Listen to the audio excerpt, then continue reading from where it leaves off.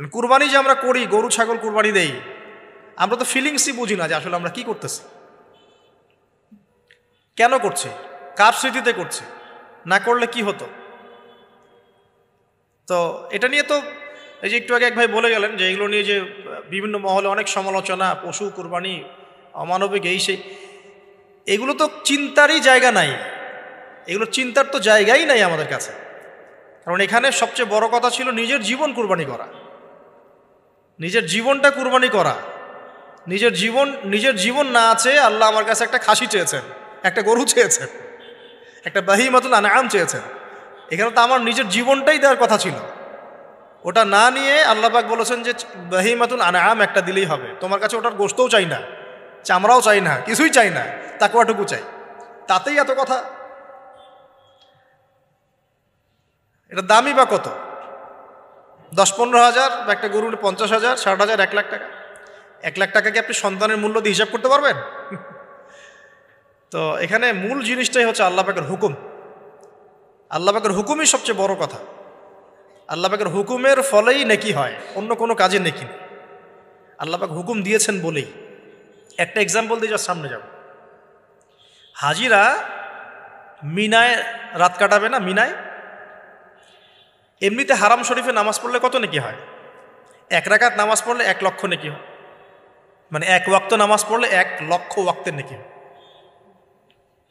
হারামের কথা বলছে, কাবার কথা বলছে।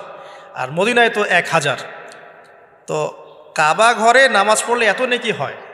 আল্লাহ রাব্বুল আলামিন এখান থেকে হাজিদেরকে বলেছেন যে মিনায় গিয়ে রাত কাটাতে হবে।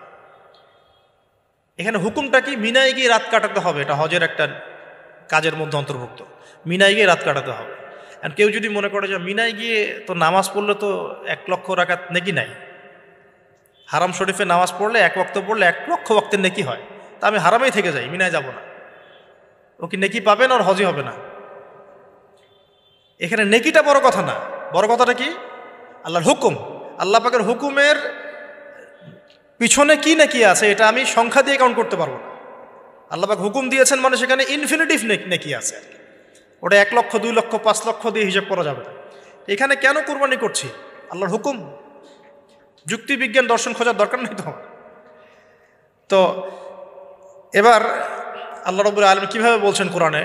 আল্লাহ পাক বলছেন, ইব্রাহিম আলাইহিস সালাম বলেন, ইন্নী যাহিবুন ইলা রাব্বি সায়াহদিন, আমি চললাম আমার রবের পথে, তিনি আমাকে পথ দেখাবেন। এই আয়াতটা খুবই মনে শান্তিদায়ক আয়াত। জীবনে অনেক কিছু হয়ে যাবে, কিন্তু এই আয়াতটা যদি তেলাওয়াত করতে পারেন ভিতরে ভিতরে আল্লাহকে পাবেন। ইন্নী যাহিবুন ইলা রাব্বি সায়াহদিন, আমি ছুটলাম, আমি চললাম আমার রবের দিকে, তিনি আমাকে পথ দেখাবেন। রব্বি হাবলি মিনাস সালিহিন, আল্লাহ আমাকে সুসন্তান দান করুন, সালেহীন সন্তান দান করুন। ফাবাশশারনাহু বিগুলামিন হালিম, আল্লাহ বলছেন আমি তাকে সহনশীল সন্তান দান করলাম, সহনশীল সন্তান দান করলাম। এবার ফালাম্মা বালাগা মাআহু সা'য়া, এবার যখন বাচ্চাটা বাবার সাথে দৌড়াদৌড়ি করা শিখলো, মানে এই যে 10, 12, 14 বছর বয়স, এই সময় বাচ্চাগুলো আরও বেশি আকর্ষণীয় হয়। শেষ বয়সের বাচ্চা, এত দোয়া করার পরে একটাই বাচ্চা, একটাই ছেলে, শেষ বয়সের, কেবল বড় হচ্ছে, বাবার সাথে মানে দৌড়াদৌড়ি করতে শিখছেন, সন্তানের প্রতি বাবার ভালোবাসা আরও গাঢ় হচ্ছে। আল্লাহ পাক তখনই পরীক্ষা নিলেন, যাতে দেখতে চান আল্লাহ পাক আমার ভালোবাসা বেশি না তোমার সন্তানের প্রতি ভালোবাসা বেশি। সন্তানকে পেয়ে আবার আমাকে ভুলে যাওনি তো? সুবহানাল্লাহ, সুবহানাল্লাহ। এবার ফালাম্মা বালাগা মাআহু সা'য়া, যখন সন্তান ছোটাছুটি করা শুরু করলো, দৌড়াদৌড়ি করতে শিখলো, ক্বালা ইয়া বুনাই, ইব্রাহিম আলাইহিস সালাম বলছেন, হে আমার সন্তান, ইন্নী আরা ফিল মানামি আন্নী আযবাহুকা, আমি আমার স্বপ্নে দেখেছি আমি তোমাকে জবাই করছি। এই কথাটা কিন্তু তিনি গিয়েই তাকে বলেন নাই, তিনি সন্তানকে নিয়ে হাঁটছেন হাঁটছেন হাঁটছেন, কাবাগর থেকে প্রায় 8 কিলোমিটার দূরে চলে গেছে, যেখানে কুরবানি করি মিনা প্রান্তরে 8 কিলোমিটার দূরে চলে গেছে। সেখানে গিয়ে তিনি বলছেন যে বাবা আমি স্বপ্নে দেখেছি আমি তোমাকে জবাই করছি। আগে কিন্তু বলেন নাই যে আমি স্বপ্নে দেখেছি তোমাকে জবাই করছি, চলো আমার সাথে। জেনে ইসমাইল আলাইহিস সালাম জেনে শুনে যাননি ওখানে যে আমাকে ওখানে গিয়ে জবাই করবে আব্বা, অ্যাটেম্পট নিবে। তিনি আগে জানতেন না, ইসমাইলও আগে জানতেন না। যখন তাকে নিয়ে গেছেন, ওই স্পটে নিয়ে গেছেন যে যেখানে জবাই করবেন বা মনস্থ করেছেন, ওইখানে গিয়ে তিনি বলছেন যে ইন্নী আরা ফিল মানামি আন্নী আযবাহুকা, বাবা আমি স্বপ্ন দেখেছি আমি তোমাকে জবাই করছি। ফানজুর মায়াদা তারা, তোমার রায় কি আমাকে বলো, তুমি কি ভাবছো আমাকে বলো। যেমন বাবা আর যেমন বাবা তেমন সন্তান হচ্ছে এখানে বড় কথা হবে, যেমন মা তেমন সন্তান। কারণ মা বলেছিল এক সময়, আপনি কোথাও যাচ্ছেন আমাদেরকে ছেড়ে, তাই না, মনে আছে? ও আচ্ছা, আল্লাহ আদেশ করেছেন, তাহলে আল্লাহ আমাদেরকে ধ্বংস করবেন না। ঠিক ওই রকম মায়ের গর্ভ থেকে এই সন্তান যে বলছে যে ইয়া বাতি, হে আমার আব্বা, ইফআল মা তুমার, আপনি করেন, আপনাকে যে আদেশ করেছে আল্লাহ পাক আপনি সেটাই করেন। সাতাজিদুনি ইনশাআল্লাহু মিনাস সাবিরিন, ইনশাআল্লাহ আপনি আমাকে ধৈর্যশীল পাবেন। একটা ছেলে আমাকে দেখেন এই জেনারেশনের একটা ছেলে যে এইভাবে আল্লাহর জন্য জীবন দেওয়ার জন্য প্রস্তুত আছে। দেওয়ার দরকার নেই জীবন, আল্লাহর জন্য জাস্ট 5 ওয়াক্ত নামাজটা পড়ুক, আল্লাহর জন্য 5 ওয়াক্ত নামাজ পড়ুক, ফজর সহ আল্লাহর জন্য রেগুলার তাহাজ্জুদ পড়ে। জীবন দেওয়া বহুত দূরের কথা, এটা হাইয়েস্ট লেভেল, এটা আমি বলতে চাচ্ছি না। আল্লাহর জন্যে কোরআনটা হিফজ করেছে, একটা পড়া হিফজ করেছে, বা অ্যাটলিস্ট আল্লাহর জন্য কোরআন তেলাওয়াত করা শিখেছে, জাস্ট রিসাইট করা শিখেছে। আল্লাহর জন্যে মানে কোনো মাদ্রাসায় বা কোনো ওস্তাদের কাছে বা কোনো কোর্সে 6 মাস 1 বছর 2 বছর পড়াশোনা করেছে, আল্লাহর জন্য একটু দাওয়াতি কাজ করেছে, আল্লাহর জন্য একটা বই লিখেছে, আল্লাহর জন্য দিন প্রতিষ্ঠার কিছু চেষ্টা করেছে, মানে আল্লাহর জন্য কিছু করেছে। এই এখনকার যে হিউজ জেনারেশনটা আছে, লাখ লাখ কোটি কোটি ছেলে মেয়ে, এখান থেকে আপনি আমাকে 5% ছেলে মেয়ে দেন, ইনশাল্লাহ দিন কায়েম করে দিব বাংলাদেশ, ইনশাল্লাহ। 5% দেন, খালি খুঁজে বের করেন, প্রত্যেকটা ঘরে ঘরে একটা করে এরকম ছেলে আছে নাকি যে বলতে পারে যে ইয়া আবাতি ইফআল মা তুমার সাতাজিদুনি ইনশাআল্লাহু মিনাস সাবিরিন। কি শিক্ষা মা দিয়েছেন ছেলে সন্তানকে, কি শিক্ষা মা দিয়েছেন সন্তানকে, কি শিক্ষা মা দিয়েছেন সন্তানকে। আর এরকম মাই বা কোথায় পাবেন এখন আপনি, এরকম মাই বা কোথায় পাবেন? বাসায় বাসায় সব স্টার জলসা জি বাংলা মা এখন, হ্যাঁ ঘরে ঘরে এগুলা মা সব এখন, স্টার জলসা মা, জি বাংলা মা, হলিউড বলিউড ঢালিউড সব ভর্তি। এদের তো কি, এদের জীবনটাই পাশবিক, এদের জীবনটাই পাশবিক। এমন মাদেরকে স্ত্রীদেরকে আমরা ঘরে নিয়ে আসতেছি, স্বামীর হায়াত কমায় রেখে দিচ্ছে একেবারে, সারাদিন দুনিয়া দুনিয়া দুনিয়া আর দুনিয়া। তো হাজারার মতো মা ছাড়া কি ইসমাইলের মতো জেনারেশন আসবে কিনা বলেন দেখি? হাজেরা আলাইহিস সালামের মতো মা ছাড়া ইসমাইলের মতো জেনারেশন সম্ভব? আর ইসমাইলের মতো জেনারেশন না পেলে বাংলার জমিনে বা সারা বিশ্বে দিন প্রতিষ্ঠা হবে? কোনোদিনও সম্ভব না। তো ইসমাইল আলাইহিস ইসলামের এই কথার পরে, এই কথা যখন বাস বাবা তো এখন বুঝে ফেললেন যে আমার ছেলে তো যেই সেই ছেলে না, সে আবার ইনশাআল্লাহ বলেছে, ইনশাআল্লাহ মিনাস ফালাম্মা আসলামা ওয়া তাল্লাহু লিল জামিন। আল্লাহ পাক এত চমৎকার করে কোরআনের মধ্যে মানে আয়াতগুলোকে নিয়ে এসেছেন, বালাগাত এত উঁচু মানের। ফালাম্মা আসলামা, যখন তারা দুজনে আত্মসমর্পণ করলো। কিসের সামনে আত্মসমর্পণ করলো? আল্লাহর হুকুমের সামনে আত্মসমর্পণ। এটাই ইসলাম। ইসলাম মানে কি? এই যে এইটা ইসলাম, আল্লাহর হুকুমের সামনে মাথা নত করার নাম ইসলাম। আর আমরা তো প্রত্যেকটা কাজের পিছনে লজিক খুঁজি। নামাজ কেন পড়তে হবে, রোজা কেন রাখবো, জাকাত কেন দিব? তো তোমাকে কেন খুঁজতে কে বলেছে? আল্লাহ বলেছেন তাই করব, রাসূল বলেছেন তাই করব। আল্লাহ নিষেধ করেছেন তাই করব না, রাসূল নিষেধ করেছেন তাই করব না। এত যুক্তি দর্শনের কি দরকার? সব তো আমার মাথায় ধরবে না। এই যে ফালাম্মা আসলামা, এই যে ইসলাম শব্দটা এখানে আছে, ফালাম্মা আসলামা, যখন তারা দুজন ইসলাম কবুল করলো না, এখানে যখন তারা দুজন আত্মসমর্পণ করলো, আল্লাহর হুকুমের সামনে মাথা নত করলো, ওয়া তাল্লাহু লিল জাবিন, ডান দিকে উপর করে কাত করে শুইয়ে দিল সন্তানকে, জবাই করার সময় যেমন করে শুয়াই আমরা, ব্যাস এই পর্যন্ত ঘটনা। তারপরে আল্লাহ পাক বলছেন ওয়ানাদাইনাহু ইয়া ইব্রাহিম, তখন আমরা ইব্রাহিমকে আওয়াজ দিলাম, হে ইব্রাহিম, হে ইব্রাহিম, হে ইব্রাহিম, কদ সাদ্দাকতা রুইয়া, তুমি তোমার স্বপ্নকে সত্যায়ন করেছো, তুমি তোমার স্বপ্নকে সত্যায়ন করেছো। দেখেন, এটা স্বপ্ন, এটা কিন্তু জিবরাইল আলাইহিস সালাম এসে সরাসরি ওহীও করেন নাই, যে যেমন এসে সরাসরি বলা যে আপনার সন্তানকে কুরবানি করতে হবে। তিনি স্বপ্ন, এটা আরো বড় পরীক্ষা। কারণ স্বপ্ন, শয়তান ওই সময় 3 বার পাথর নিক্ষেপ করেছে না, শয়তান বোঝানোর চেষ্টা করেছে এটা তো স্বপ্ন, ভুলও হতে পারে, এটা তো স্বপ্ন, মিথ্যা স্বপ্নও দেখতে পারো। তখন তিনি 3 বার শয়তানকে পাথরও মেরেছেন, মনে আছে? ওইটা কিন্তু হাজিরা এখনো করছেন না? দেখেন আরও বড় পরীক্ষা, এখানে কিন্তু সরাসরি জিবরাইল আলাইহিস সালাম এসে বলেন না যে এটা করেন, বরং স্বপ্নের মধ্য দিয়ে মেসেজ দেওয়া হচ্ছে। এখন তো আমরা অনেকে স্বপ্নের স্বপ্নের অস্তিত্ব অস্বীকার করি। স্বপ্ন সত্য হতে পারে অনেকেরই, অমুসলিমেরও স্বপ্ন সত্য হতে পারে। ইউসুফ আলাইহিস সালামের ওই 2 বন্দী মুসলিম ছিলেন না যারা স্বপ্ন দেখেছিলেন যে আমার মাথা থেকে রুটি খেয়ে ফেলা হচ্ছে, আমি শরাব পান করেছি, তারা কিন্তু মুসলিম ছিলেন না। ওই রাজাও মুসলিম ছিল না যে রাজা স্বপ্ন দেখেছে দুর্ভিক্ষ হবে। তো স্বপ্নের সত্যতা আছে, তবে সেটা সত্য স্বপ্ন একরকম, মিথ্যা অলিক স্বপ্ন আরেক রকম। আর নবীগণের স্বপ্ন কি হয়? ওয়াহি হয়। নবীগণের স্বপ্ন এক প্রকার, ওয়াহি হয়। এবার যখন পাশ ফিরিয়ে দিলেন, আল্লাহ পাক ডাকলেন, ফানাদাইনাহু আইয়া ইব্রাহিম কদ সাদ্দাকতা রুইয়া, আপনি আপনার স্বপ্নকে সত্যায়ন করেছেন। কদ সাদ্দাকতা রুইয়া, এটা ছিল আল্লাহর পক্ষ থেকে একটা বড় পরীক্ষা। ওয়াফাদাইনাহু বিযিবহিন আযীম, এখানে আসছে এটা, ওয়াফাদাইনাহু বিযিবহিন আযীম। এরপর আল্লাহ পাক সেখানে একটা মহান কুরবানি দিলেন। এই যে আমাদের কুরবানির সুন্নত আসলে, ওয়া তারাকনাহু লিল আখিরিন, এবং পরবর্তীদের জন্য এই সুন্নতটাকে আমি রেখে দিলাম। সুবহানাল্লাহ, মানে কিয়ামত পর্যন্ত এখন এই সুন্নত থাকবে ইনশাআল্লাহ। কদ সাদ্দাকতা রুইয়া ইন্না কাযালিকা নাজজিল মুহসিনিন ইন্না হাযা লাহুয়াল বালাউল মুবিন। হ্যাঁ, وفديناه بذبح عظيم وتركناه للآخرين سلام على إبراهيم। এবার শেষে আসছে যে ইব্রাহিম আলাইহিস সালামের প্রতি শান্তি বর্ষিত হোক, সালামুন আলা ইব্রাহিম। আমরা বলি সালামুন আলা ইব্রাহিম আলাইহিস সালাম। এবার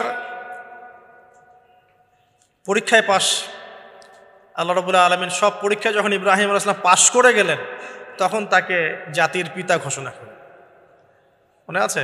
ওয়াইদ ইবতালা ইব্রাহিমা রাব্বাহু বিকালিমাত, যখন আল্লাহ রাব্বুল আলামিন ইব্রাহিমকে বহু পরীক্ষা করলেন, অনেকগুলো পরীক্ষা করলেন। যখন ফালাম্মা আতাম্মাহুন্না, যখন তিনি পরীক্ষায় উত্তীর্ণ হয়ে গেলেন, তখন আল্লাহ পাক বলছেন, ইন্নী জাইলুকা লিন-নাসি ইমামা, আমি তোমাকে পুরো মানব জাতির ইমাম বানিয়ে দিলাম। সুবহানাল্লাহ। এখান থেকেই আমরা বলছি যে তিনি হচ্ছেন পুরো মুসলিম উম্মার কি জাতির পিতা। এবার আসেন, পরীক্ষা শেষ, পুরস্কার লাগবে। পুরস্কার কি? পুরস্কার হচ্ছে এখন ছেলে আর বাবা মিলে এখন কাবা ঘর বানাও তোমরা। সুবহানাল্লাহ, কত বড় সম্মান! আল্লাহ পাকের ঘর নির্মাণ করো বাবা ছেলে মিলে, বাস ছেলে বাবা মিলে কাবা ঘর নির্মাণ করছে। দেখেন এই স্মৃতিটাও কত মধুর, ছেলে বাবা মিলে কাবা ঘর নির্মাণ করছে। দেখেন, হ্যাঁ, ওয়াতাহির বাইতি লিত-তাইফিনা ওয়াল আকিফিনা ওয়া রুকআইস সুজুদ, আমার এই ঘরটাকে কি করো? পবিত্র রাখো তাওয়াফকারীর জন্যে, ইতিকাফকারীর জন্যে, নামাজ পড়বে যারা। এখনও সেটা চলছে, কিন্তু এখনও চলছে। এরপরে বানানো শেষ, তখন দুজনে দোয়া করছেন, দুটা দোয়া, রব্বানা তাকাব্বাল মিন্না ইন্নাকা আনতাস সামিউল আলিম। এটা আমরাও দোয়া করি, রব্বানা তাকাব্বাল মিন্না ইন্নাকা আনতাস সামিউল আলিম ওয়া তুব আলাইনা ইন্নাকা আনতাত তাওয়াবুর রহিম। এটা একটা দোয়া করেছেন। রব্বানা ওয়াবআথ ফীহিম রাসূলাম মিনহুম ইয়াতলু আলাইহিম আয়াতিকা ওয়া ইউআল্লিমুহুমুল কিতাবা ওয়াল হিকমা ওয়া ইউযাক্কিহিম ইন্নাকা আনতাল আজিজুল হাকীম। এই দুটো দোয়া তিনি করেছেন ওখানে। তো দোয়া শেষ, কাবা ঘর নির্মাণ করা শেষ। ইব্রাহিম আলাইহিস সালাম 200 বছর বেঁচে ছিলেন, বলা হয় তিনি 200 বছর বেঁচে ছিলেন। এরপরে তিনি যখন ফিরে গেছেন কেনানে, তখন গিয়ে শুনেছেন তার এই স্ত্রী সারা আলাইহিস সালামও গর্ভবতী হয়েছেন, মাশাআল্লাহ। এবং তিনি অবাক হয়েছিলেন যে এই বয়সে গর্ভবতী কিভাবে। সূরা হিজরের মধ্যে ঘটনাটা আছে যে 2-3 জন ফেরেশতা এসেছেন বাসায় মানুষের রূপ ধরে। তাফসিরে দেখেছি তাদের নাম, একজন জিবরাইল, একজন মিকাইল, একজন ইসরাফিল আলাইহিস সালাম। তিনজন এসেছেন মানুষের রূপ ধরে। এবং ইব্রাহিম আলাইহিস সালাম বাছুর ভুনা করে দিয়েছেন খেতে। ইব্রাহিম আলাইহিস সালামকে কিন্তু এই জন্য বলা হয় মেহমানদের পিতা, মেহমানদেরও পিতা বলা হয়। খুবই মেহমানদারি করতেন তিনি, খুব বেশি মেহমানদারি করতেন। আরবে এই ট্রেডিশনটা এখনও আছে, মেহমানদারি করানোর ট্রেডিশনটা এখনও আছে। তো তারা হাত বাড়িয়ে খাচ্ছে না, এটা দেখে তিনি ভয় পেলেন। তখন তিনি বললেন যে ভয় পাওয়ার কোনো কারণ নাই। তারা বললেন ভয় পাওয়ার কোনো কারণ নাই, আমরা এসেছি লুতের কওমের কাছে, ওই কওমের উপরে আযাব অবধারিত হয়ে গেছে এবং আমরা সেখানে আল্লাহর গজব ফেলব। তো এরপরে কি হলো ওটা তো আপনারা জানেন। এখানে সুসংবাদ দিয়েছিলেন যে আপনার স্ত্রী সারা, তিনি সন্তান জন্ম দিবেন ইনশাআল্লাহ। তো সারা আলাইহিস সালাম তিনি অবাক হয়েছেন যে এই বয়সে কিভাবে। তখন তারা বলেছেন আল্লাহর রহমত থেকে কি আপনি অবাক হচ্ছেন? তার গর্ভে এরপরে জন্ম নিল ইসহাক আলাইহিস সালাম। ইসহাক আলাইহিস সালামের পরে আসছে ইয়াকুব আলাইহিস সালাম, তারপরে ইয়াকুব আলাইহিস সালামের আরেকটা নাম হচ্ছে ইসরাইল, তার নামে পুরো কওমের নাম বনু ইসরাইল। তারপরে ইউসুফ, ইউনুস, এই যে এভাবে ট্রেন চলতে থাকে। বলা হয় যে 1,24,000 নবী রসুলের মধ্যে, বলা হয় 1,24,000 নবী রসুলের মধ্যে বেশিরভাগ নবী এই বংশে এসেছে। তাহলে দেখেন, যে নারীর সন্তান হচ্ছিল না দীর্ঘদিন ধরে, সেই নারী হয়ে গেলেন নবীগণের মা, সেই নারী হয়ে গেলেন কি আল্লাহ পাকের রহমত। তাহলে তাদের পরিবারে কত পরীক্ষা, কত ট্র্যাজেডি, কত রহমত, কত আল্লাহ পাকের মারেফত, অলৌকিকতা। তো এই সব কিছু মিলিয়ে হচ্ছে আমাদের এই যে আপনার জিলহজের 10 দিন, কুরবানি, আমাদের হজ, আমাদের ওমরা, আমাদের তাওয়াফ, আমাদের সাই, আমাদের কুরবানি, যে আমাদের পাথর নিক্ষেপ করা, এই পুরো বিষয়গুলো ইব্রাহিম আলাইহিস সালামের এই মহান জীবনের সাথে সম্পৃক্ত আছে। তো আমরা এই জীবন থেকে যে শিক্ষাগুলো পাইলাম, এই শিক্ষাগুলোর পয়েন্টসগুলো একটু খালি খেয়াল করি। 1 নম্বর, ইব্রাহিম আলাইহিস সালামের জীবন থেকে শিক্ষা পেলাম আত্মসমর্পণের। 1 নম্বর শিক্ষা কি ভাই? আত্মসমর্পণ। মানে জীবনের যেখানেই আল্লাহ পাকের যে হুকুম আসবে মাথা পেতে নিতে হবে, কোনো প্রশ্ন করা যাবে না, কোনো প্রশ্ন করা যাবে না, কোনো যুক্তি, বিজ্ঞান, দর্শনও খোঁজার দরকার নেই। হ্যাঁ, থাকতে পারে, কিন্তু আমি সেটার জ্ঞান নাও রাখতে পারি। যুক্তি থাকতে পারে, বিজ্ঞান থাকতে পারে, দর্শন থাকতেও পারে, এটা কিছু কিছু আমার বুঝে আসতেও পারে, আবার এমন হতে পারে বেশিরভাগই আমি বুঝতে পারছি না। তারপরেও আমাকে আত্মসমর্পণ করতেই হবে, এর নাম হলো ইসলাম। এটা হলো প্রথম কথা। দ্বিতীয় হচ্ছে যে যারা এরকম করে আত্মসমর্পণ করবে তাদেরকে তাওহীদপন্থী হতে হবে। ইব্রাহিম আলাইহিস সালামের পুরো এই লাইফ হিস্ট্রিটার মধ্যে আছে তাওহীদ, তাওহীদ আর তাওহীদ, একত্ববাদ, একত্ববাদ, একত্ববাদ। আল্লাহ রাব্বুল আলামিনের একত্ববাদ শিখুন, কিতাবুত তাওহীদ, এই টাইপের বইগুলো পড়ুন, শিরক থেকে দূরে থাকুন। ইনশাআল্লাহ যে ব্যক্তি শিরক থেকে দূরে থাকবে, তাওহীদপন্থী হবে, সে মৃত্যুবরণ করলে জান্নাতে যাবে ইনশাআল্লাহ। মান মাতা লা ইউশরিক বিল্লাহি শাইআ দাখালাল জান্নাহ, যে ব্যক্তি মৃত্যুবরণ করবে এমন অবস্থায় যে আল্লাহর সাথে শরীক করে নাই, সে জান্নাতে যাবে ইনশাআল্লাহ। তো ইব্রাহিমের চেতনা আমাদেরকে শেখায় তাওহীদ, ইব্রাহিমের চেতনা আমাদেরকে শেখায় আত্মসমর্পণ, ইসলাম, আত্মসমর্পণ এবং তাওহীদ। আরও শেখায় আল্লাহর প্রতি তাওয়াক্কুল। আল্লাহর প্রতি কি? তাওয়াক্কুল, ভরসা করা। কিভাবে তারা ভরসা করেছে, তাওয়াক্কুল করেছেন। সবসময় বলেছেন হাসবি আল্লাহ ওয়া নি'মাল ওয়াকিল, হাসবি আল্লাহ ওয়া নি'মাল। বলা হয় যে এই কালিমাটাও যদি সকাল সন্ধ্যায় কেউ 7 বার করে পড়ে, হাসবি আল্লাহু লা ইলাহা ইল্লা হু আলাইহি তাওয়াক্কালতু ওয়া হুয়া রাব্বুল আরশিল আযীম, এই দোয়াটাও যদি সকাল সন্ধ্যায় কেউ 7 বার করে পড়ে, দুনিয়া আখিরাতের যে কোনো প্রয়োজন আল্লাহ পূরণ করে দিবেন ইনশাআল্লাহ। এটাও সূরা তাওবার মধ্যে আছে, ঠিক আছে। তারপরে 4 নম্বর হচ্ছে যে জ্ঞানতাত্ত্বিক যুদ্ধ। মানে ইব্রাহিম আলাইহিস সালাম কিন্তু হাত দিয়ে যুদ্ধ করেন নাই, কিন্তু জ্ঞানতাত্ত্বিক দর্শন দিয়ে, জ্ঞান দিয়ে তিনি কিন্তু সারা জীবন ধরেই যুদ্ধ করে গেছেন মানে বাতিলপন্থীদের সাথে। আপনারা শুরুতে দেখলেন একটা একটা করে। 5 নম্বর হচ্ছে যে তার জীবনে হিজরতের ঘটনা ছিল। তাকে পরিবার থেকে বাধা পেতে হয়েছে, সমাজ থেকে বাধা পেতে হয়েছে, তাকে ধর্মনেতারা চ্যালেঞ্জ করেছে, এমনকি নমরুদের অগ্নি পরীক্ষাতেও পড়তে হয়েছে, তারপরে তাকে হিজরতও করতে হয়েছে। এই প্রত্যেকটা সুন্নত আমাদের নবী সাল্লাল্লাহু আলাইহি ওয়াসাল্লামের জীবনেও হয়েছে। তাকেও পরিবার থেকে বাধা দেওয়া হয়েছে, সমাজ বাধা দিয়েছে, তাকে ধর্মনেতারা বাধা দিয়েছে এবং তাকেও দেশ ছাড়া করা হয়েছে। 5 নম্বর, নেককার স্ত্রীর ভূমিকা। তাদের উভয়ের জীবনে নেককার স্ত্রীর একটা মারাত্মক ভূমিকা ছিল। একটু চিন্তা করে দেখেন, যদি আমরা সারা আলাইহিস সালাম আর হাজারা আলাইহিস সালামকে এই পুরো হিস্ট্রি আর গল্পটা থেকে মাইনাস করে দিই, গল্পের কতটুকু বাকি থাকে? বুঝতে পারছেন না? এই পুরো গল্প থেকে যদি আমরা এই 2টা ক্যারেক্টারকে মাইনাস করি, তাহলে কিন্তু গল্পের আর কিছু বাকি থাকে না, মানে খুব কমই বাকি থাকে। তার মানে তারা এখানে অনেক ভাইটাল ক্যারেক্টার। তো এই কারণে আমাদের জীবনেও সবচেয়ে ভাইটাল ক্যারেক্টার কারা? আমাদের স্ত্রীরা। আমাদের পিতামাতার চাইতেও বেশি বড় ভাইটাল ক্যারেক্টার কারা? তো এই জন্য স্ত্রী এবং স্বামী চুজ করার ক্ষেত্রে সর্বোচ্চ সতর্ক থাকতে হবে। এবং স্ত্রীদেরকে অবশ্যই তাওহীদপন্থী হতে হবে, হাজরা আলাইহিস সালামের মতো দিনদার, নেককার, পরহেজগার, আল্লাহর প্রতি ভরসাকারিণী হতে হবে, সবর, ধৈর্য ধারণকারিণী হতে হবে, ধৈর্য ধারণকারী। এবং স্বামী যদি নেককার হয়, সেই স্বামীকে সাপোর্ট করা, তাকে তার স্বপ্ন, তার ভিশনকে এগিয়ে নেওয়া, তার পাশে থাকা, তাকে পিছন থেকে বুস্ট আপ করা, এগুলো স্ত্রীর দায়িত্ব। তো এগুলো যদি করতে পারে তাহলে পরিবারটা ইনশাআল্লাহ ইব্রাহিমের তাওহীদের আদর্শের পরিবার হবে ইনশাআল্লাহ তাআলা। ওই পরিবারের কর্তাই হবে ইব্রাহিমের মতো, আর ওই পরিবারের স্ত্রী হবে হাজরা সারার মতো ইনশাআল্লাহ। তখন ওই পরিবার থেকে ইসমাইলের মতো সন্তান প্রডিউসড হবে ইনশাআল্লাহ আযজা ওয়া জাল। এরপরে আছে যে অগ্নি পরীক্ষা। আপনি যদি তাওহীদপন্থী হন, পরিপূর্ণ মুসলিম হওয়ার চেষ্টা করেন, পদে পদে আল্লাহ পরীক্ষা নেবেন। এমনকি বড় পরীক্ষাও আসতে পারে, সেসব পরীক্ষার জন্য আল্লাহ পাকের বান্দারা মানসিকভাবে প্রস্তুত থাকবে ইনশাআল্লাহ। এরপরে ভালোবাসা। ভালোবাসার সর্বোচ্চ লেভেলটা শুধু আল্লাহ পাকের জন্যে। দেখেন, সন্তানের ভালোবাসার চাইতেও আল্লাহর ভালোবাসাকে তিনি বড় করে দেখেছেন, তাই না? তো আল্লাহ পাকের চাইতে বেশি কাউকে ভালোবাসা যাবে না। আল্লাহর জন্যে অন্যদেরকে ভালোবাসবো, আল্লাহর জন্য সব কিছু করবো ইনশাআল্লাহ। তারপর আরও অনেক আছে, যেমন বিপদে কষ্টে তারা নামাজ পড়েছেন, তাই না? কষ্টে বিপদে তারা নামাজে দাঁড়িয়েছেন। তো এটা আমাদের শেখা উচিত ইব্রাহিম আলাইহিস সালামের জীবন থেকে, বিপদে কষ্টের সমস্যায় পড়লে নামাজে দাঁড়িয়ে যাওয়া। তারপরে শয়তানের ধোকায় না পড়ে পাথর নিক্ষেপ করেছেন।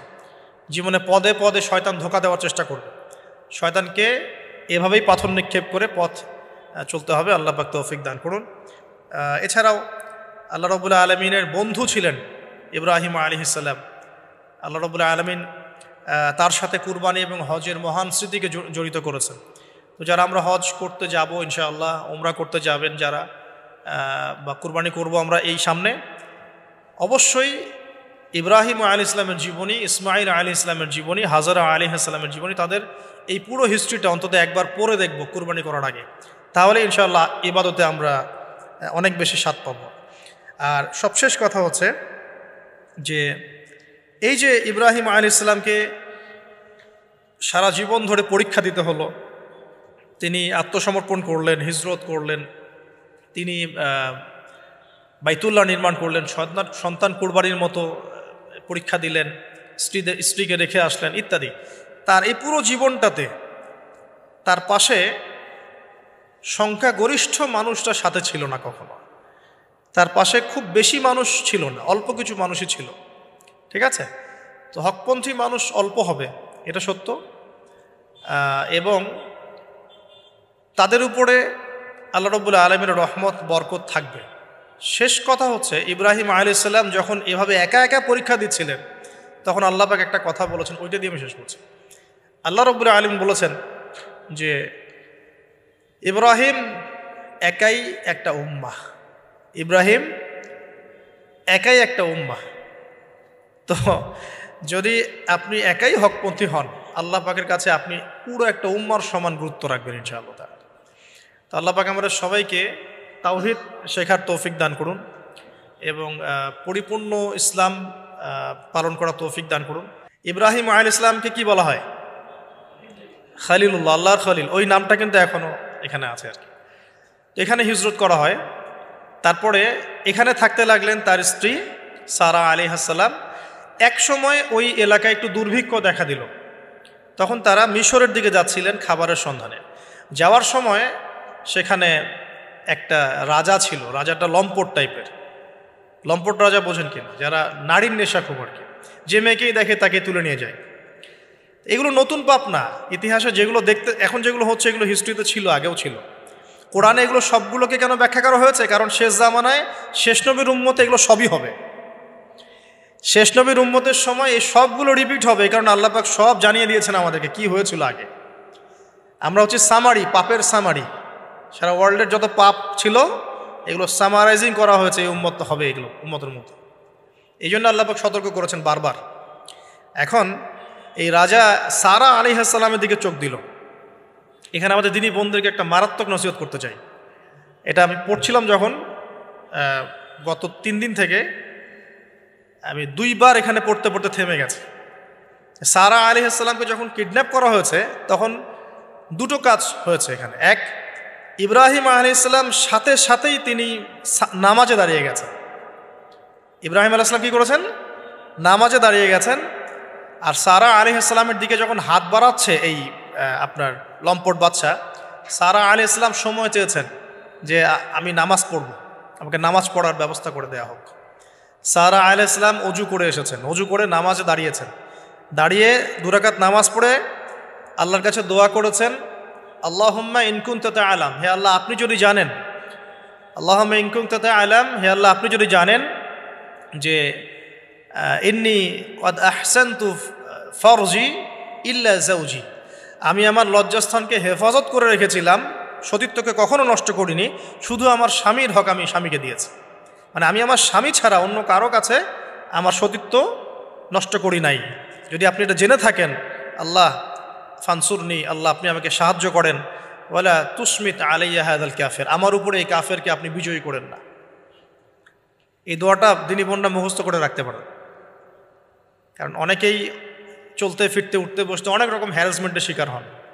যদি আপনি সতীত্ব রক্ষা করে চলতে পারেন তখন আল্লাহর কাছে দোয়া করবেন, আল্লাহ আপনি যদি জেনে থাকেন আমি আমার সতীত্ব রক্ষা করেছি, আমি অনেস্ট, আমি আমার সতীত্ব রক্ষা করেছি, কারো সামনে আমি আমার সতীত্ব নষ্ট করি নাই, আল্লাহ আপনি এই জালেমের এগেনস্টে, এই কাফের এগেনস্টে, এই ফাসেকের এগেনস্টে আমাকে সাহায্য করেন। এই দোয়া করার সাথে সাথেই এই বাদশার হাতটা অবশ হয়ে গেছে, হাত আর আগাচ্ছে না, হাত প্যারালাইজ হয়ে গেছে, পড়ে গেল সে। তখন আবার তিনি দোয়া করছেন সারা আলাইহিস সালাম, আল্লাহ এখন যদি সে মারা যায় তার মানুষ মনে করবে আমি মেরে ফেলছি। তখন আল্লাহ পাক তাকে ছেড়ে দিলেন, ভালো হয়ে উঠলো। আবার ওই যে বললাম পশুর স্বভাব তো কখনো ঠিক হয় না, আবার হাত দেওয়া চেষ্টা করলো, আবার অবশ হয়ে গেল। এভাবে 3-4 বার চেষ্টা করেছে। এরপরে যখন পারছে না তখন সে বলছে যে আমার সামনে কোন শয়তানকে তোমরা নিয়ে আসছো, সে তার ভাষায় বলছে আর কি, আমার সামনে কোন শয়তানকে হাজির করছো, একে নিয়ে যাও আমার সামনে থেকে। তো ছেড়ে দিল। তারপরে সাথে হাজারা আলাইহিস সালামকেও মানে হাদিয়া হিসেবে দিয়ে দিয়েছে, একে নিয়ে যাও। এবার হাজারা আলাইহিস সালাম, সারা আলাইহিস সালাম, ইব্রাহিম আলাইহিস সালাম কেনানে চলে আসলেন। এখন সারা আলাইহিস সালাম তো ভাবছেন তিনি বন্ধা, তিনি ভাবছেন যে আমার সন্তান হচ্ছে না। তখন ইব্রাহিম আলাইহিস সালামের বয়স প্রায় 86 বছর। কত বছর? আর সারা আলাইহিস সালামের বয়স প্রায় 70। তো 70 বছর হয়ে গেছে একটা মহিলার, মনে করেন বাচ্চা কাচ্চা হয়নি, তাহলে তো তার মনে হবে যে আমার মনে হয় বাচ্চা কাচ্চা হবে না, স্বামীর তো বংশ বাড়ছে না, তো বংশ রক্ষার স্বার্থে আমি তাকে একটা বিয়ে দেওয়ার চেষ্টা করছি। তখন হাজারা আলাইহিস সালামের সাথে তার বিয়ে দেওয়া। এই হলো সেকেন্ড ওয়াইফ। এখনকার পশ্চিমা সভ্যতা অবশ্য আমাদেরকে শেখায় যে একজন নোবেল মানুষ আর কি, মানে a noble man can not marry মানে টুয়াইস থার্ড, এটা শিখায় যে একজন ভালো মানুষ একাধিক বিয়ে করতে পারে না। এটা নোবেলরা মানে পশ্চিমরা শিখায়। কিন্তু ওরা আবার এটা শেখানোর সাথে সাথে তাদের সোসাইটির মধ্যে একজন মানুষ 10টা-20টা মেয়ের সাথে জেনার চর্চা ঠিকই করে, এটা আবার ওখানে অ্যাভেলেবল। তো নবীগণের সুন্নাহ, এটা কাদের সুন্নাহ? নবীগণের সুন্নাহ। কারণ নবীগণ এগুলো ম্যানেজ করতে পারতেন, মেনটেন করতে পারতেন, তাদেরকে আল্লাহ পাক ফিজিক্যাল, মেন্টাল সব ধরনের অ্যাবিলিটি দিয়েছিলেন। এবার বিয়ে হয়ে গেল, কিসের উদ্দেশ্যে দেওয়া হয়েছে? সন্তান। এবার 86 বছর বয়সে আল্লাহ রাব্বুল আলামিন ইব্রাহিম আলাইহিস সালামকে সন্তান দান করলেন। সুবহানাল্লাহ। এই সন্তানের নাম কি? ইসমাঈল আলাইহিস সালাম। সন্তান জন্ম হয়ে গেল, পরীক্ষাও। ইব্রাহিম আলাইহিস সালামের জীবন তো পুরোটাই পরীক্ষা। বাবার থেকে বিচ্ছিন্নতা পরীক্ষা, আগুনের পরীক্ষা, সমাজ থেকে বিচ্ছিন্নতা পরীক্ষা, আবার এই যে এখন পরীক্ষা, আরও বড় বড় পরীক্ষা শুরু হচ্ছে। কি পরীক্ষা? এবার বলছেন স্ত্রী এবং সন্তানকে রেখে আসো মক্কায়। খুব খেয়াল করে দেখেন, এই জায়গা থেকে ইব্রাহিম আলাইহিস সালাম তার বিশ্বাস ছিল যে মক্কাতে আল্লাহ রাব্বুল আলামিন আমার স্ত্রী এবং সন্তানকে কিন্তু মেরে ফেলবেন না ইনশাআল্লাহ। কিন্তু তিনি তো মানুষ, তিনি বুঝতে পারছেন জনমানব শূন্য একটা জায়গায় আমার স্ত্রী সন্তান কিভাবে থাকবে। একটু পানি নিলেন, খেজুর নিলেন, রেখে আসছেন। যখন রেখে আসছেন ওই সময়টার কথা হাদিসের মধ্যে আসছে যে তিনি মানে রেখে চলে আসছেন, পিছন দিকে হাঁটা শুরু করেছেন, তার স্ত্রী দৌড়ে আসছেন বারবার। চিন্তা করেন একটু, মানে আবেগ দিয়ে ভাবেন জিনিসটাকে। আইনা তাযহাবু ইয়া ইব্রাহিম, কোথায় যাচ্ছেন আপনি? স্ত্রীকে তখনও বলা হয়নি যে তোমাদেরকে রেখে চলে যাবো এখান থেকে। স্ত্রীকে তখনও কিন্তু বলা হয় নাই যে তোমাকে রেখে চলে যাবো এখানে, তোমার সন্তানের এই যে দুধের বাচ্চা রেখে চলে যাবো, তখনও কিন্তু তারা জানেন না। জিজ্ঞাসা করছেন আইনা তাযহাবু ইয়া ইব্রাহিম, কোথায় যাচ্ছেন ইব্রাহিম, কোথায় যাচ্ছেন ইব্রাহিম? বুকের মধ্যে পাথর বাঁধা, তখন বুকের মধ্যে তখন ইব্রাহিম আলাইহিস সালাম কি পাথর বাঁধা। এটা পুরুষ, এই ফিলিংসগুলো পুরুষরা বুঝবে, মেয়েরা বুঝবে না। এই বুকে বুকে পাথর বেঁধে হাসি মুখে থাকার যে অনুভূতি, এটা পুরুষরা বুঝবে, মেয়েরা বুঝবে না, তাই না ব্যাপারটা? তো ইব্রাহিম আলাইহিস সালামের বুকে তখন পাথর বাঁধে, তিনি কথাই বলতে পারতেছেন, তখন তিনি বললেন যে আপনি কি আল্লাহর হুকুমে রেখে যাচ্ছেন আমাদেরকে এখানে? তখন ইব্রাহিম শুধু মাথা নাড়লেন, মুখ দিয়ে হ্যাঁও বলেন নাই, মাথা নাড়ছেন খালি। তখন মাশা আল্লাহ এই যে ইসমাইলের মা আলাইহিস সালাম তিনি বলছেন যে তাহলে আল্লাহ পাক, তাহলে আল্লাহ রাব্বুল আলামিন, মানে যদি আপনি আল্লাহর হুকুমেই আমাদেরকে রেখে গিয়ে থাকেন, তাহলে আল্লাহ পাক আমাদেরকে কোশ্চিনকালেও ধ্বংস করবেন না ইনশাআল্লাহ। এমন মহান তাওয়াক্কুলকে দেখালেন স্ত্রী হাজারা আলাইহিস সালাম। এবার আসেন, উনিও কিন্তু দেখতে পাচ্ছেন যে আশপাশে কোনো মানুষই নাই, জনমানব শূন্য জায়গা, পানি নাই, খাবার নেই, কিছুই নাই। এবার ইব্রাহিম যখন চলে আসলেন একটা পাহাড়ের আড়ালে গিয়ে দাঁড়ালেন কিছু দূরে এসেই, তখন হাত তুলে আল্লাহর কাছে দোয়া করা শুরু করলেন। রব্বি, সূরা ইব্রাহিমের মধ্যে আসছে, রব্বি ইন্নী আসকানতু মিন যুররিয়াতি বিওয়াদিন গায়রি যি যার'ইন ইনদা বাইতিকাল মুহাররম রব্বানা লিয়ুকিমুস সালাহ ফাজআল আফইদাতাম মিনান নাসি তাহওয়ি ইলাইহিম ওয়ারযুকহুম মিনাথ থামারাতি লাআল্লাহুম ইয়াশকুরুন। সুবহানাল্লাহ, তিনি দোয়া করছেন, আল্লাহ আমি আমার স্ত্রী এবং আমার সন্তানকে জনমানবহীন পিরান একটা জায়গায় তোমার ঘরের কাছে রেখে আসলাম। আল্লাহ এই কারণে যাতে করে তারা নামাজ কায়েম করে। কি করে? আল্লাহ তুমি মানুষের মনগুলোকে তাদের দিকে ঘুরিয়ে দিও এবং তাদেরকে ফল ফলাদি দিয়ে রিজিক দিও, যাতে করে তারা তোমার শুকরিয়া আদায় করতে পারে। এখনও দেখেন ওই জায়গায় নামাজ ঠিকই কায়েম হচ্ছে, ওই জায়গায় কিন্তু নামাজ পড়েও যেমন শান্তি, নামাজের আসল রুহানিয়াত ওখানে বোঝা যায়।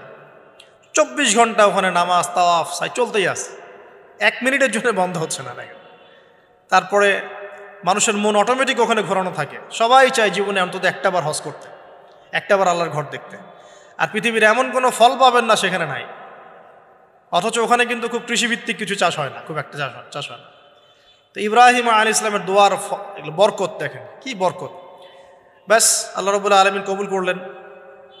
এবার এই যে খাবার পানি যখন ফুরিয়ে আসলো, তখন এই যে মা হাজারা আলাইহিস সালাম ছোটাছুটি শুরু করলেন সাফা আর মারওয়ায়, সাফা মারওয়ায়। একবার সাফার উপরে ওঠেন, একবার মারওয়া। এখনকার সাফা মারওয়া না, এখন মোজাইক দিয়ে টাইলস করে দেওয়া সাফা মারওয়া না, যেটা আমরা সাই করি, এই সাই সেই সাই না। ওইটা তখন ছিল একদম রুক্ষ একটা জায়গা, জীর্ণ শীর্ণ একদম ভূমি ছিল। আর এখন তো কয়েক তালা হয়েছে। এটা যারা ওমরা হজ করেছেন বা হজ করেছেন তারা জানেন। তো এরকম বিরান জায়গা সাফা মারওয়া, একজন মহিলা, একজন নারী, তার কি জাজবা! সে এই শক্তি কোথায় পাচ্ছে? সেই শক্তি পাচ্ছে কোথায়? সেই তাওয়াক্কুল কোথায় পাচ্ছে? কোন আশা নিয়ে সে ছুটছে আর কি? আর আমরা কোন আশা নিয়ে দুনিয়ার পথে ছুটছি আর কি? পানি, বাচ্চা এদিকে কান্নাকাটি করছে, চিৎকার করছে, সে দৌড়াচ্ছে, একবার সাফা একবার মারোয়া, একবার সাফা একবার মারোয়া। আমরা যখন হজ করতে যাই, উমরা করতে যাই, কখনো এই ফিলিংসই আসে না আমাদের মধ্যে। ওইখানে গিয়ে সেলফি উঠানো শুরু করে মানুষ। আমরা গিয়েছিলাম, অবাক হয়ে যায়, ওখানে সেলফি উঠে মানুষ বসে বসে। সাফা মারওয়া সাইয়ের কোনো ফিলিংসই নাই। এটা হাজারা আলাইহিস সালামের স্মৃতি। আল্লাহ পাকের কাছে এই দৌড়াদৌড়ি এতই ভালো লেগেছে, আল্লাহ পাক কিয়ামত পর্যন্ত রেখে দিয়েছেন। সুবহানাল্লাহ। একজন নারীর সম্মানে এই যে সন্তান, মায়ের বাঁধন, সুবহানাল্লাহ, এগুলা আসলে বলে বোঝানো যায় না ফিলিংসগুলা। এই 7 বার সাইয়ের মধ্যেই আল্লাহ রাব্বুল আলামিনের এই যে হুকুম চলে আসলো। দেখেন যে ইসমাইলের পায়ের কাছ থেকে পানির ফোয়ারা বের হচ্ছে। এই পানির ফোয়ারা বের করে দিয়ে গেলেন কে? জিবরাইল আলাইহিস সালাম। আর তিনি বলে গেলেন যে তোমরা কষ্ট নিও না, এখানে আল্লাহর ঘর হবে, এই ছেলে আর তার বাবা মিলে ঘর নির্মাণ করবে। এবার তিনি এই যে পানি, জমজম কূপ তৈরি হয়ে গেল, পানি হলো, পানি দেখে পাখি আসলো। কি আসলো? প্রথমে পাখি কিন্তু পানি খোঁজে। এরপরে ওখানে ওই পাখিকে দেখে একদল মানুষ আসলো আর কি। এই মানুষগুলো ইয়েমেন থেকে আসছে, কোত্থেকে? এবং এই গোত্রই পরবর্তীতে আরবে বিস্তার লাভ করেছে। এই গোত্রের মেয়ের সাথে ইসমাইল আলাইহিস সালামের বিয়ে হয়েছে। পরবর্তীতে এই গোত্রর হাত ধরে কুরাইশ বংশ হয়েছে এবং এই কুরাইশ বংশে আমাদের শেষ নবী মুহাম্মদ সাল্লাল্লাহু আলাইহি ওয়াসাল্লামের জন্ম হয়েছে। বুঝতে পারলেন? এই হলো ইতিহাস। তো তারা পানি চেয়েছিল। তো হাজারা আলাইহিস সালাম বলেছিলেন যে পানি দিতে পারে এক শর্তে, এখানে বসতি স্থাপন করতে হবে। ওরা তো আরও ভালো, বসতি স্থাপন করবো, পানিও পাবো, সব তো আরও ভালো হলো। এখানে ইসমাইল আলাইহিস সালাম বড় হন, পরবর্তীতে এখানকারই এক মেয়েকে তিনি বিয়ে করেন, নারীকে বিয়ে করেন। তার বংশতে আসে মুহাম্মদ, তার বংশতে আস্তে আস্তে যে কুরাইশ, বনু হাশেম, বনু মাখজুম, এগুলো হতে হতে হতে মুহাম্মদ সাল্লাল্লাহু আলাইহি ওয়াসাল্লাম কুরাইশ বংশে জন্ম নেন। তাহলে আমাদের নবীর পিতা কে বলেন? ইসমাইল। কোন কে? ইসমাইল আলাইহিস সালামকে বলা হয় আরব জাতির পিতা, আলাদা করে আরব জাতির পিতা। আর তখনই কিন্তু আরবি ভাষাটাই, যে আমরা যে এখনকার যে আরবি ভাষাটা দেখছি, এই আরবি ভাষাটা কিন্তু এই বনু জোহরুম গোত্র থেকে আসছে। বুঝতে পারছেন? এই গোত্রের ভাষা ছিল এই ক্লাসিক্যাল আরবি ভাষা, আমরা যে আরবিটা এখন চর্চা করি। তো এবার ইসমাইল আলাইহিস সালামের বয়স যখন এবার আবার একটু বড় হলো, বেশি হলো, 10 থেকে 13 বছর, তখন আরেকটা পরীক্ষা। এর মাঝে মাঝে বাবা আসেন, দেখেন যান, দেখেন যান। এখন শেষ বয়সে যারা সন্তান পেয়েছেন তারা এই জিনিসগুলো বুঝেন। আমরা যারা বিয়ে শাদী করি নাই, সন্তান হয় নাই, আমরা আসলে এগুলো পড়ি, বুঝতে পারি। কারো যদি সন্তান মারা গিয়ে থাকে, তাকে দাফন করে থাকেন, তারা এই ফিলিংসগুলো বোঝেন, বুঝবেন। কিন্তু যারা সন্তানের বাবা হই নাই, আমরা মানে আনম্যারিড অ্যাডাল্ট হই নাই, আমরা এগুলো বুঝি না, আমরা এগুলো পড়ি, আমরা এগুলো যে রিডিং পড়তে পারি। ঠিক আছে? জীবনে নিজের সাথে একটা কিছু হয়ে গেলে সেটার অভিজ্ঞতা আমরা যেভাবে বুঝি, না হলে তো আমরা বুঝি না। এখন শেষ বয়সে সারা জীবন দোয়া করার পরে শেষ বয়সে গিয়ে আল্লাহ পাক একটা বাচ্চা দিলেন, ইসমাইল আলাইহিস সালাম, তাকে আবার রেখে আসতে বললেন দূরে। এই বাচ্চা আবার একটু বড় হয়েছে, মাঝে মাঝে দেখা হয়, যাওয়া আসা হয়, যাওয়া আসা হয়। এই বাচ্চার বয়স হয়েছে এখন 10 থেকে 13 বছর। আল্লাহ পাক বলছেন একে জবাহ করতে হবে, কুরবানি করতে হবে। তো ইব্রাহিমের জীবনের পরীক্ষাগুলো দেখেন। এবার এই স্মৃতি তো সামনে আসছে আমাদের। এই যে আমরা সাইর কথা বললাম, এটা আমাদের হাজিদের এখন এই কাজ করবেন তারা সামনে। আমরা যে কাবা ঘরের কথা বলছি, এখন তারা সেখানে আছে। আমরা এখানে নামাজের কথা বলছি, তারা সেখানে নামাজ পড়ছেন। এই জিনিসগুলো না জেনে, না পড়ে, না বুঝে হজমরা করতে গেলে স্বাদ পাবেন না, তো টেস্টটা পাবেন না। এখানে বয়স হলো 13 বছর, 15 বছর, কুরবানি করতে বলে।